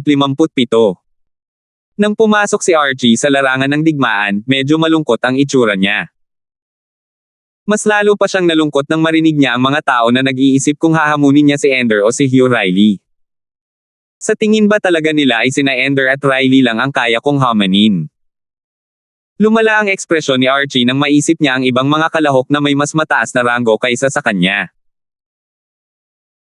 Ayon sa mga patakaran, sa kanyang kasalukuyang ranggo, hindi niya maaaring hamanin ang nangungunang tatlong kalahok maliban kung ang Walker clan ay magbabayad gamit ang napakaraming divine crystals. Alam niyang hindi handang gawin ng Walker clan ang ganoong bagay at ituturing ito ng clan bilang isang pag-aaksaya. Lin Yuan, Basil, Roger. Bukod kina Ender at Roger, at kay Moyo, na hindi niya kayang hamanin, tanging sina Lin Yuan, Basil o Roger lamang ang kayang hamanin ni Archie. Gayunpaman, matapos masaksihan ang laban nina Basil at Moyo, alam niyang malaki ang agwat sa pagitan ng kanilang mga kalakasan. Kaya naman, hindi niya ito kayang hamanin. Si Lin Yuan ang panlabas na katulong na natagpuan ng Howling Flame sect ng Profound Jade Mansion na may pag-asang mapabilang si Lin Yuan sa nangungunang tatlo. Batay sa natutunan ni Archie mula kay Theodore, ang ninuno ng angkan ng Walker, malamang na nagmula si Lin Yuan sa isang angkan na may pinakamataas na ranggo sa labas ng 7 mansyon. Kaya, paano magiging ordinaryo si Lin Yuan? Bukod doon, napansin ni Theodore na si Lin Yuan ay napakakalma habang pinapanood ang laban nina Basil at Moyo. Nangangahulugan ito na si Lin Yuan ay nagkukunwaring kalmado o talagang hindi nag-aalala si Lin Yuan tungkol sa lakas na ipinakita nina Basil at Moyo. Dahil sa lahat ng mga kadahilanang ito, hindi kayang sumugal si Archie at hamanin si Lin Yuan. Kung matatalo siya, hindi lamang ito magiging kahihiyan, kundi mapapahamak din siya. Ayaw ni Archie na hamanin sina Ender at Hugh Riley dahil pakiramdam niya ay pagsang-ayon lang ito na sapat lang ang lakas niya para hamanin ang dalawang pinakamahinang kalahok sa top 10. Kaya naman, iisa na lang ang natitira para hamanin niya, si Roger. Noong una, inakala ng lahat na ang pinakamalakas na batas na naunawaan ni Roger, ang mahiwagang nilalang mula sa Frozen Mountain Manor ng Feudal Lord Mansion, ay ang batas ng lupa. Ginulat niya ang lahat ng gamitin niya ang batas ng metal, na mas malakas kaysa sa batas ng lupa niya, noong nakikipaglaban siya kay Ender. Sa huli, natalo niya si Ender sa isang iglap. Bukod kina Ender at Riley, si Roger lang ang kaya kong hamanin. Sa huli, nilampasan ni Archie ang mga tao sa Frozen Mountain Manor ng Feudal Lord Mansion bago lumapag kay Roger. Lahat ay nakatuon ang pansin sa direksyon ng tingi Archie. Nang makita nilang nakatutok ang mga mata nito kay Roger, nagliwanag ang kanilang mga mata sa pananabik. Hamanin ba ni Archie si Roger? Akala ko hahamunin niya si Ender o si Riley. Tutal, silang dalawa naman ang pinakamahina sa 10 kalahok. Hindi ko inaasahan na hahamunin niya si Roger. Maaaring itinatago pa rin ni Roger ang kanyang lakas. Hindi ba't mapanganib para sa kanya na hamanin si Roger? Kung matatalo siya sa laban na ito, magiging katatawanan siya. Tama. Isang kahihiyan kung matatalo muli ang dating pinakamalakas na batang prodigy ng Eastern Ridge Mansion. Sa totoo lang, hindi mahina si Archie. Sa katunayan, ang lakas na ipinakita niya sa ngayon ay mas malakas kaysa sa ipinakita ni Roger sa ngayon. Sa tingin ko ay hindi naman siya matatalo. Hindi pinansin ni Alvin ang direksyon ng tingin ni Archie. Kaya naman, nagulat siya nang marinig ang mga usapan sa kanyang paligid. Plano ni Archie na hamanin si Roger. Dati, sa halip na hamanin si Ender tulad ng inaakala ng lahat, hinamon ni Archie si Moyo. Sa huli, natapos ang laban sa tabla. Dahil doon, inakala ng lahat na magkapantay sina Archie at Moyo, ngunit mabilis silang nawala ng pakialam sa ideyang iyon matapos nilang mapanood ang laban nina Moyo at Basil. Malinaw na itinatago pa rin ni Moyo, at marahil maging ni Archie, ang kanyang lakas. Hindi ba siya natatakot na matalo sa laban kung hahamunin niya si Roger? Umiling si Alvin habang sumusulyap kay Archie. Dati, inakala niyang malakas at may talento si Archie. Gayunpaman, ngayon, ang tanging niisip niya ay si Archie ay isang kaawa-awang tao na hinahayaang diktahan ng kanyang emosyon ang kanyang mga kilos. Hindi pa lubos na nauunawaan ni Alvin ang lakas ni Roger. Gayunpaman, mayroon siyang napakalakas na pakiramdam na itinatago pa rin ni Roger ang kanyang lakas. Sa pinakamababa, sigurado siyang hindi mas mahina si Roger kaysa kay Archie. Si Alvin, na nakatingin kay Archie sa oras na ito, ay kumunat ang noo dahil sa pagkalito. Hinihintay niya ang hamon ni Archie kay Roger, ngunit biglang lumingon si Archie sa direksyon ng mga tao ng angkan ng Walker. Sinundan niya ang tingin ni Archie at nakita si Theodore, ang Golden Sith Elder ng angkan ng Walker, na nakatingin kay Archie. Hindi mahirap mahinuha na ang dalawa ay nag-uusap sa pamamagitan ng voice transmission. Mukhang magkakaroon ng pagbabago, naisip ni Alvin sa sarili. Malamang na sinusubukan ni Theodore na pigilan si Archie na hamanin si Roger. Gaya ng inaasahan, nang akala ng lahat ay hahamonan ni Archie si Roger, bigla niyang sinabi, hinahamon ko si Riley, ang kalahok bilang 7. Si Hugh Riley, ang prodigy mula sa Marionetteville ng Green Province Mansion, ay nasa ika-7 pwesto na ngayon. Tulad ng nahulaan ng lahat noon, hinamon siya ni Archie. Natuklasan din ng mga tao ang interaksyon sa pagitan ni Archie at Theodore ng hamanin na sana ni Archie si Roger. Hindi mahirap hulaan na may isang tao mula sa angkan ng Walker ang pumihil kay Archie sa paghamon kay Roger. Mukhang kahit ang mga matatanda ng angkan ng Walker ay iniisip na ang Archie ay maaaring hindi kapantay ni Roger. Mukhang mataas ang respeto nila kay Roger. Siguro ibig sabihin nito ay itinatago pa rin ni Roger ang kanyang lakas. Hindi na talaga ako makapaghintay na mapanood muli si Roger na lumaban.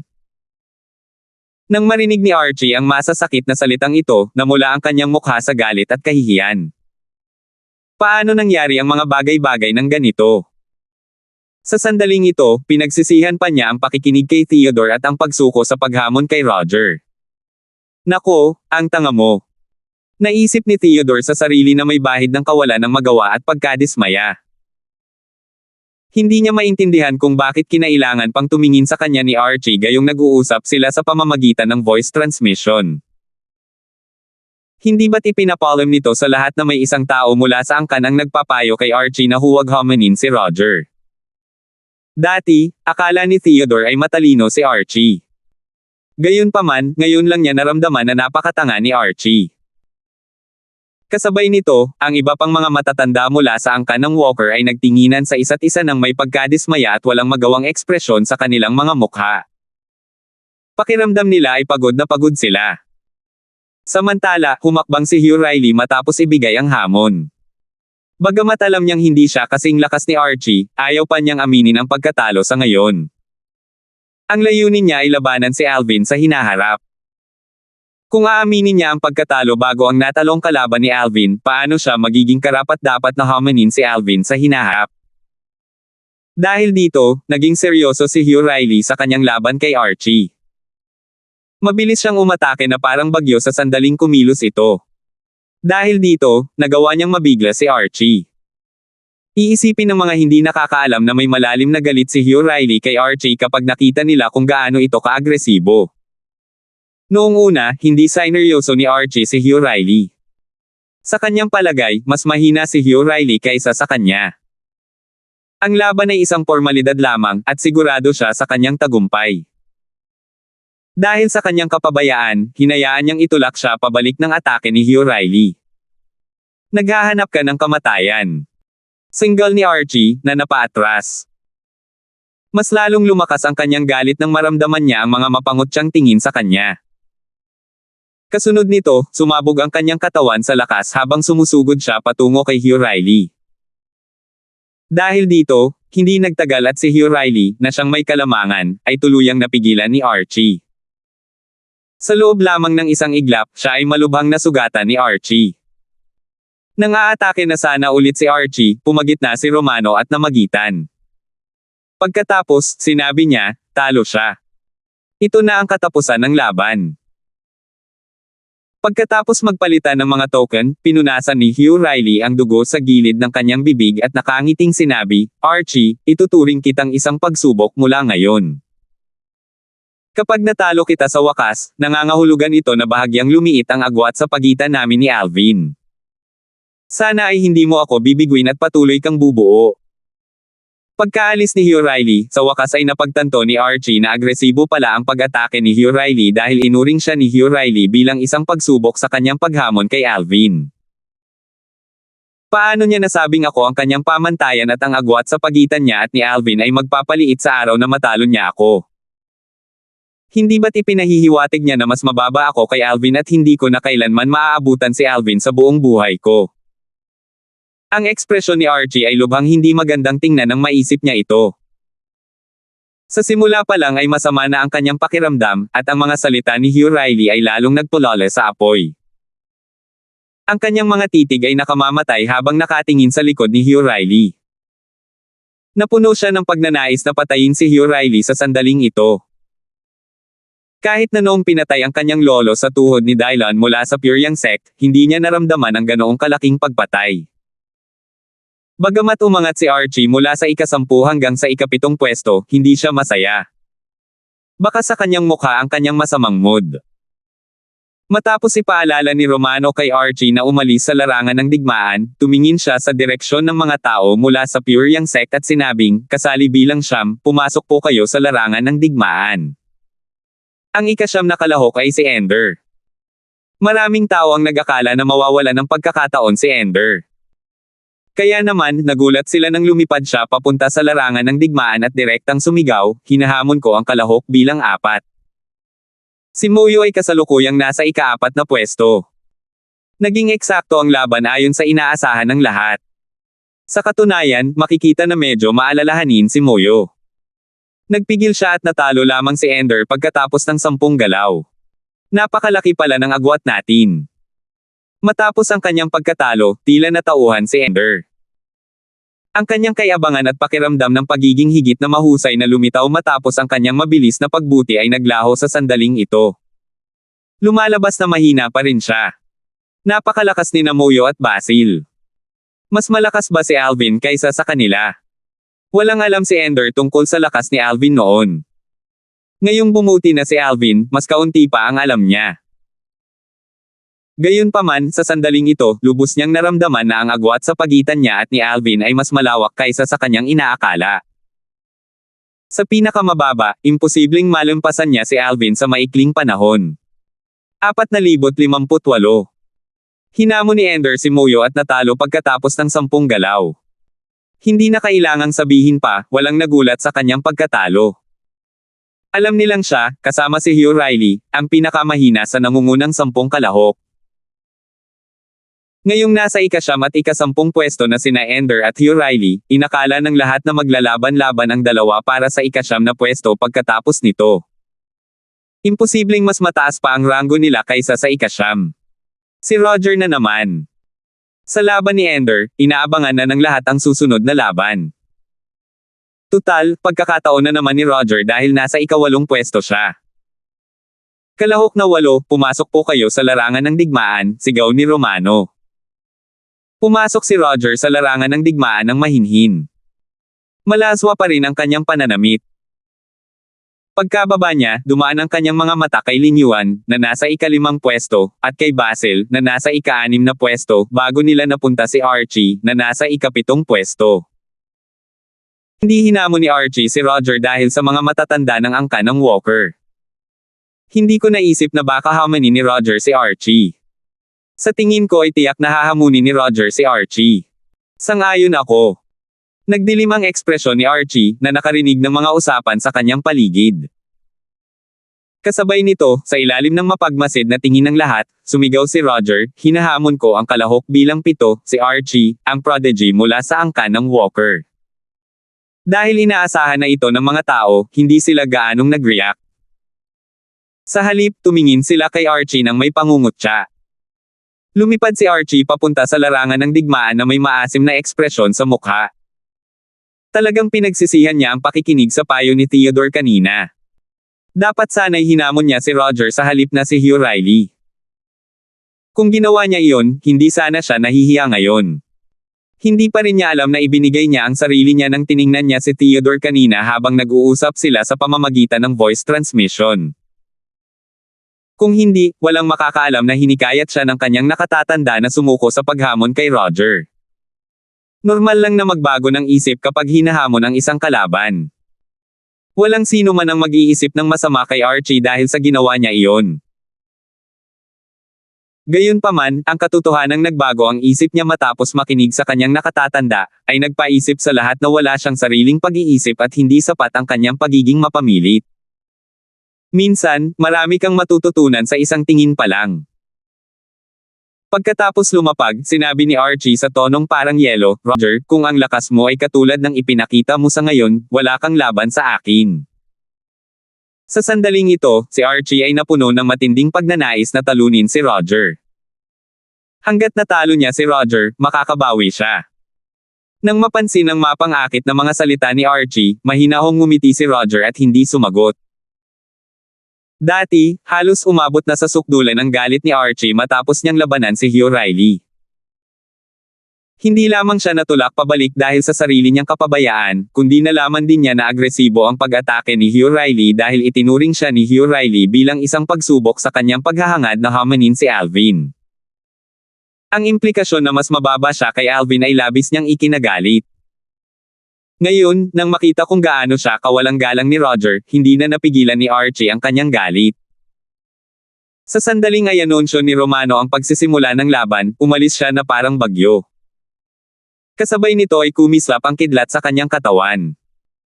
Katulad ni Lowell mula sa Autumn Leaves sect ng Divine Morning Mansion, naunawaan niya ang batas ng kulog.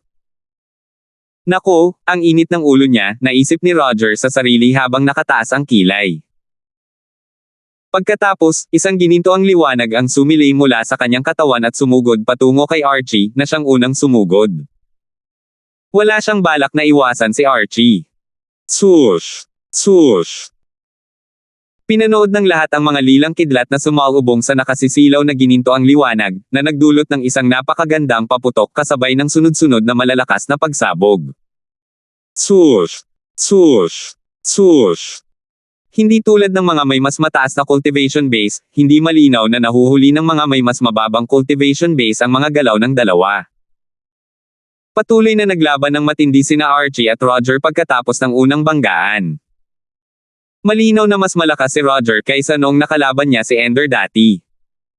Talagang itinatago pa rin ni Roger ang kanyang lakas. Ang lakas niya ngayon ay kapantay na ni Archie, pero hindi ko alam kung nagpipigil pa rin siya, bulalas ni Alvin sa loob-loob. Pinaghihinalaan na niya ito.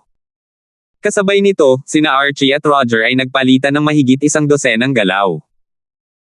Si Archie, na namumula ang mukha, ay hindi nagpigil. Ginamit niya ang kanyang bloodline power habang umangat ang blood chi mula sa kanyang katawan. Sa loob lamang ng isang iglap, ang kanyang lakas ay biglang lumakas, na higit pa sa kay Roger. Ngayong nagamit na ni Archie ang kanyang bloodline power, malamang nagagamitin din ni Roger ang kanyang bloodline power. Mas lalong naging kapanapanabik ang laban na ito.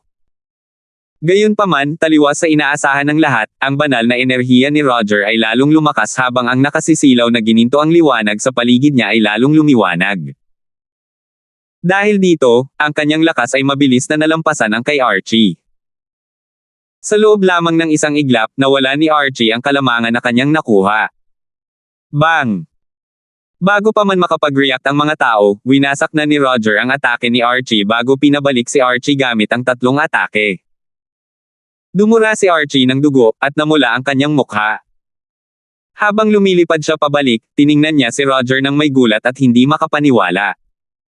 Paano siya naging ganito kalakas? Sa sandaling ito, naalala ni Archie kung paano niya nilayo na makapasok sa top 3 o maging sa unang pwesto bago magsimula ang pista ng 7 mansyon. Hindi niya maiwasang mapahiya nang maisip niya ito. Paano naiisip ng isang taong kasing hina niya ang makapasok sa top 3, lalo na ang maunang pwesto? Bakit? Hindi ito matanggap ni Archie. Itinuring siyang isang napakalaking talento sa mga nakababatang henerasyon. Dati, siya ang pinakamalakas sa mga nakababatang henerasyon sa Eastern Ridge Mansion. Bakit napakaraming taong mas malakas kaysa sa kanya ngayon? Matatanggap pa rin niya ito gayong si Alvin lang, pero ngayon, nariyan na sina Moyo, Basil, Lowell, Handy, at Roger. Bago ang pista ng 7 mansyon, tinulungan siya ng angkan ng Walker na patatagin ang kanyang cultivation base sa kaharian ng isang advanced Lord of Gods. Dahil dito, ang kanyang lakas ay tumaas ng malaki. Gayunpaman, bakit hindi pa rin ito sapat? Napakawalang silbi ko ba talaga? Sa oras na ito, nakaramdam si Archie ng walang kapantay na kawalan ng pag-asa. Habang lumilipad si Roger, si Archie ay wala pa ring gana. Nabalik lang ang kanyang katinoan nang marinig niya ang gulat na sigaw ni Theodore. Sumuko. Dahil doon, dali-daling sumigaw si Archie, susuko na ako. Kasunod nito, tumigil din sa pag-atake si Roger. Matagumpay siyang umangat mula sa ika-8 pwesto patungo sa ika-7 pwesto ngayong natalo niya si Archie. Habang nagpapalitan sila ng mga token hanggang sa makaalis sila sa larangan ng digmaan, lahat ay tumingin kay Roger nang may gulat at hindi makapaniwala. Alam nilang malakas si Roger, ngunit hindi nila akalain na ganito siya kalakas. Ang mga naunang atake ni Roger ay hindi gaanong mas mahina kaysa sa kina Basil at Moyo, tama ba? Tama. Isa pa, hindi niya nga ginamit ang kanyang bloodline power kanina. Kung gagamitin niya ang kanyang bloodline power, siguradong kapantay niya sila kahit papaano. Nakita mo ba kung gaano kalungkot ang ekspresyon ni Moyo at Basil? Kanina, hindi naman sila ganoon. Mukhang sa wakas ay napagtanto na nila na si Roger ay isang banta sa kanila. Medyo komplikado rin ang ekspresyon ni Alvin. Si Roger ay mas malakas kaysa sa kanyang inaakala. Maging ang mga batang disipulo mula sa Frozen Mountain Manor ay nagulat. Tutal, wala naman sa kanila ang lubos na nakakakilala kay Roger bago pa ito, at sadyang nanatiling tahimik si Roger. Paano nila nalaman na taglay niya ang ganitong lakas? Sa wakas ay bumalik sa kanilang katinoan ang lahat ng sumigaw si Romano, kasali bilang 6, pumasok po kayo sa larangan ng digmaan. Sa wakas ay inilipat ng lahat ang kanilang mga mata mula kay Roger patungo sa figure na lumipad patungo sa direksyon ng mga tao mula sa Yuan clan ng Underworld Mansion. Hindi lamang si Basil ang nag-iisang babae sa nangungunang 10 kalahok, kundi nakatanggap din siya ng mga mapagkukunan mula sa lahat ng nangungunang puwersa sa mansyon ng mundong ilalim. Nagpakita siya ng matinding lakas noong nakikipaglaban siya kay Moyo, ngunit dahil sa isang pagkakamali sa paghatol, natalo siya ni Moyo. Dahil dito, maraming tao ang nalungkot sa kanyang pagkatalo. Nauuna sina Lin Yuan at Moyo kay Basil. Gayunpaman, nakalaban na niya si Moyo dati kaya ngayon lang niya kayang hamanin si Lin Yuan. Sinasabi ng lahat na napakalakas ni Lin Yuan, ngunit hindi pa niya na ipapakita ang kanyang lakas. Marahil, mapipilit siya ni Basil na ipakita ang kanyang lakas. Kung hindi niya magagawa iyon, walang duda na si Lin Yuan ay mapapasa top 3 o kahit nauna pa. Kasabay nito, sinabi ni Basil, hinahamon ko ang kalahok bilang 5. Lin Yuan. Nagliwanag ang mga mata ni Alvin habang pinapanood niya si Lin Yuan na lumipad papunta sa larangan ng digmaan. Ang 2 taong pinakaiingatan niya ay sina Lin Yuan at Roger, hindi sina Basil, Moyo, Handy, o Lowell. Hindi tulad ng iba, hindi pa rin niya alam kung gaano kalakas ang dalawa. Katulad ng iba, naisip niya na maaaring mapilit ni Basil si Lin Yuan na ipakita ang ilan sa kanyang lakas, kahit papaano, higit pa sa ipinakita ni Lin Yuan sa ngayon. Si Alvin, na medyo matamlay kanina lang, ay itinuwid ang kanyang likod nang lumitaw ang isang seryosong ekspresyon sa kanyang mukha. Kailangan niyang intindihin ang kanyang kalaban upang matiyak ang kanyang tagumpay. Kung gusto niyang mauna sa pista ng 7 mansyon, kailangan niyang intindihin sina Lin Yuan at Roger, na matagumpay na naitago ang kanilang lakas hanggang ngayon. 4,059. Hindi lamang si Alvin ang nakakita kay Lin Yuan na misteryoso. Ganito rin ang opinyon ng iba. Sa oras na ito, ang mga tao mula sa Howling Flame Sect ng Profound Jade Mansion ay nakatingin sa likod ni Lin Yuan habang lumilipad ito sa kalangitan ng may nag-aalab na pananabik sa kanilang mga mata. Hindi rin nila pamilyar kay Lin Yuan dahil sumali lamang si Lin Yuan sa kanilang sekta bago magsimula ang pista ng 7 mansyon. Sa sandaling sumali si Lin Yuan sa kanilang sekta, natalo niya ang pinakamalakas sa mga batang disipulo sa sekta sa isang atake lamang. Bagamat hindi gaanong alam ng maraming tao ang tungkol dito noong panahong iyon at iilang tao lamang ang nakasaksi sa laban, kalaunan ay kumalat ang balita tungkol dito. Kaya naman, ang alam lang nila ay napakalakas ni Lin Yuan, ngunit wala silang ideya tungkol sa lawak ng kanyang lakas. Napakalakas ni Basil. Iniisip ko kung matatalo kaya siya ni Lin Yuan. Kung matatalo ni Lin Yuan si Basil, mapabilang siya sa top 3. Baka siya pa nga ang mauna. Hindi lamang inaabangan ng mga batang disipulo mula sa Howling Flame sect ang laban ni Lin Yuan, kundi maging ng mga matataas na opisyal ay inaabangan din ang kanyang laban. Sa lahat ng mga matatanda at matataas na opisyal ng Howling Flame sect na naruroon sa lugar, alam na alam ni Romano ang lakas ni Lin Yuan. Tutal, si Romano ang nag-recruit kay Lin Yuan. Sinasabing matapos matagumpay na merecruit ni Romano si Lin Yuan, humiling siya ng 2 pwesto upang makapasok sa Secret Holy Realm kung mapabilang si Lin Yuan sa top 3. Sinasabi rin na sumang-ayon ang mga matataas na opisyal ng sekta sa kahilingan ni Romano. Lumipad si Lin Yuan papunta sa larangan ng digmaan, tahimik na hinarap si Basil. Gumalaw sila nang walang ibang sinabi nang biglang humina ang boses ni Romano. Para maging tumpak, si Basil ang unang gumalaw. Swoosh! Swoosh! Swoosh! Marahil, dahil sa dating karanasan ni Basil, agresibo siyang umatake sa sandaling kumilos siya. Sa tuwing gagalaw siya, ang nagyayelong enerhiya ay kumakalat sa paligid. Sa loob lamang ng isang iglap, tinatakan niya ng yelo ang espasyo sa kanilang paligid. Kasabay nito, hindi nag-aksaya ng oras si Lin Yuan at gumanti ng atake. Mabilis siyang kumilos kaya halos hindi siya mapigilan ni Basil. Gusto ni Basil na pigilan si Lin Yuan gamit ang kanyang batas ng yelo, ngunit hindi ganoon kadaling kalabanan si Lin Yuan.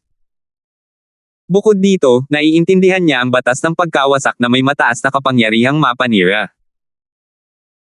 Kahit na magtayo si Basil ng mga pader ng yelo, madali itong mababasag ni Lin Yuan maliban kung ang kanyang pag-unawa sa batas ng yelo ay napakalakas, naisip ni Alvin sa kanyang sarili.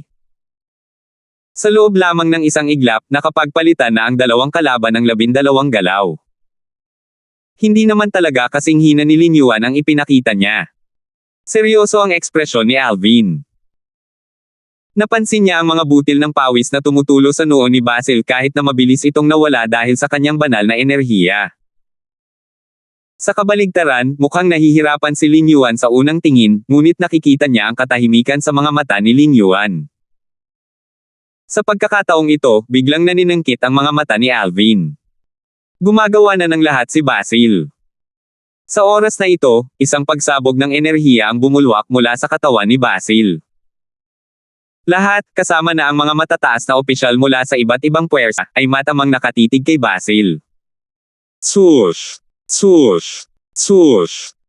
Umalangaw-ngaw sa ere ang mga malalakas na pagsabog habang winawasak ni Basil ang mga pader ng yelong itinayo niya. Ang mga tipak ng yelo ay naging mga yelong parang kutsilyo habang pinaputukan si Lin Yuan. Kasabay nito, lumitaw ang yelo sa ilalim ng mga paa ni Basil habang siya ay gumagalaw. Ang banal na kilalang artifact sa kanyang kamay ay kumikinang ng nakasisilaw habang ang blood chi ay umaangat mula sa kanyang katawan. Ang blood chi ay bumuo ng anino ng isang ibon na malinaw na nakikita ng lahat. Di nagtagal, maraming tao ang napasigaw sa gulat. Dugong Phoenix. Maging ang mga elder ng Purian sect ay bahagyang nanlaki ang kanilang mga mata nang makita ito. Blood Phoenix Bloodline, dapat naisip ko na ito noong narinig kong Taoba ang apelyido niya. Hindi ko inaasahan na may nakaligtas pala mula sa angkan ng Taoba, buntong hininga ni Pong. Angkan ng Taoba. Blood Phoenix Bloodline. Naguluhan sina Alvin at ang iba pa.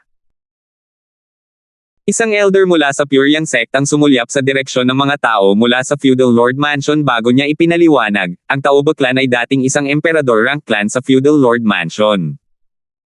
Ito ay nawasak sa isang punto. May mga bali-balita na ito ay ginawa ng isang sekta sa Feudal Lord Mansion. Samantala, ang mga matataas na opisyal at matatanda ng isa sa mga nangungunang puwersa sa mansyon ng mga Panginoong Feudal, ang Primal Flame Sect, ay nagpakita ng madilim na ekspresyon sa kanilang mga mukha. Karamihan sa kanila ay napatayo sa gulat kanina. Sa oras na ito, lahat sila ay nakatingin kay Basil ng may pagpatay. Isa siyang nakaligtas sa angkan ng Tauba. Hindi ba't pinatay natin lahat ng tao sa angkan noon? Paano magkakaroon ng kahit isang nakaligtas? Siya ba ang anak sa labas ng isang direktang inapo ng angkan ng Tauba? Nilipol na ng Primal Flame Sect ng mansyon ng mga Panginoong Feudal ang angkan ng Tauba noon. Hindi man lang nila pinatawad ang mga bata, matanda, may sakit, at may kapansanan. Walang pinipiling pagpatay ang kanilang ginagawa. Kaya naman, hindi nila inaasahan na may makakaligtas pa. Natural lamang na hindi ito magandang bagay para sa Primal Flame Sect. Gayun din, ang iba pang mga batang disipulo mula sa iba't ibang puwersa ay nalito rin ng ibunyag ni Basil ang kanyang Blood Phoenix bloodline at sumabog sa lakas. Kasabay nito, nagulat ang kanilang mga nakatatanda, at nang makabawi sila, likas nilang tiningnan ang mga tao mula sa Primal Flame Sect ng Feudal Lord Mansion. Marami sa kanila ang bumaantong hininga sa loob.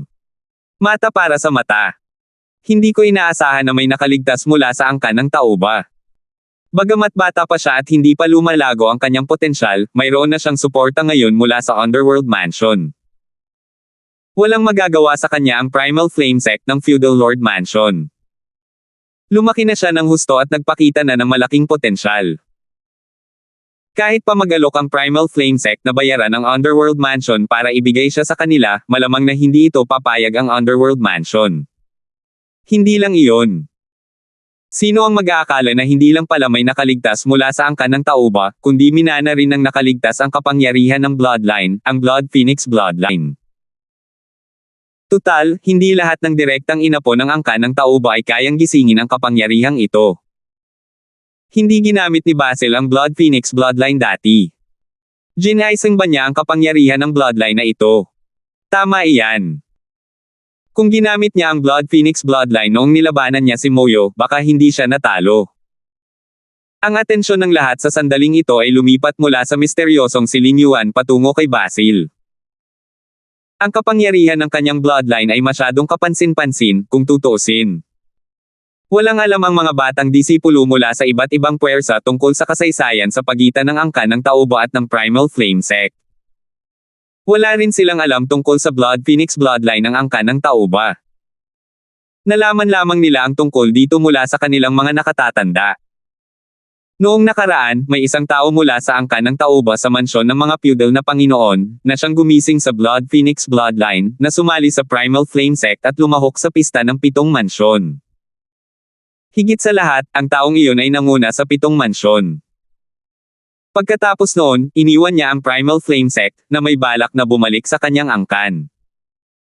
Gusto niyang pamunuan ang kanyang angkan at dalhin ito sa mas mataas na antas. Umaasa siya na ang kanyang angkan ay makakasabay sa Primal Flame Sect at sa iba pang matataas na puwersa sa mansyon ng mga feudal na Panginoon. Dahil dito, hindi nasiyahan ang Primal Flame Sect sa kanya. Tutal, paano nila hahayaang makipagkompetensya sa kanila ang isang taong kanilang nilinang? Sa una, hindi naman ganoon kalaki ang tunggalian, ngunit habang tumatagal, lumaki ng lumaki ang tunggalian.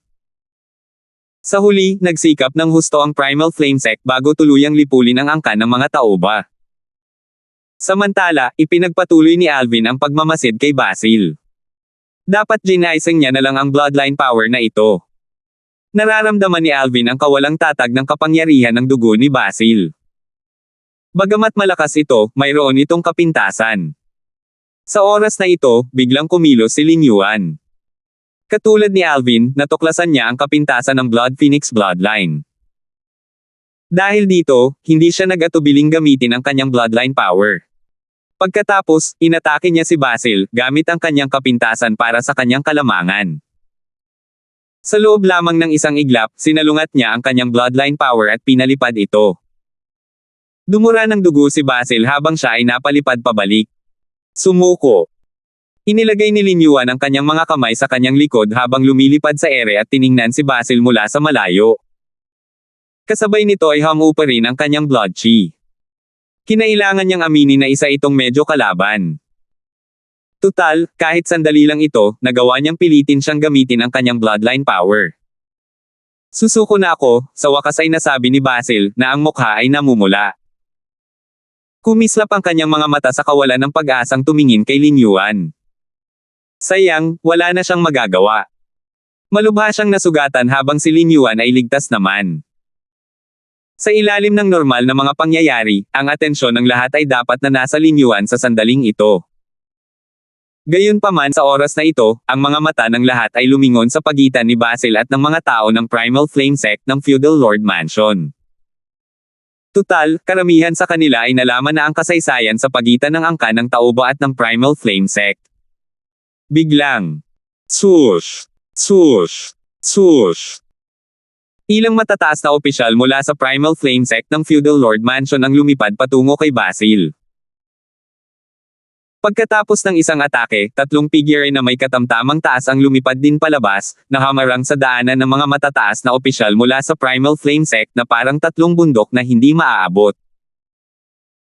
Ang tatlo ay ang mga Intermediate Emperors of Gods mula sa tatlong matataas na puwersa sa Underworld Mansion. Isa sa mga matataas na opisyal mula sa Primal Flame Sect, na isa ring Intermediate Emperor of Gods, ay tumingin sa tatlo ng may malungkot na ekspresyon sa kanyang mukha. Diretsong sinabi niya, sigurado akong alam ninyong lahat ang alitan sa pagitan ng ating Primal Flame Sect at ng Tauba Clan. Ipagpapalagay kong hindi ninyo alam ang kanyang pagkakakilanlan noon kaya hindi ko kayo papanagutin sa pagtatago at pag-aalaga sa batang ito.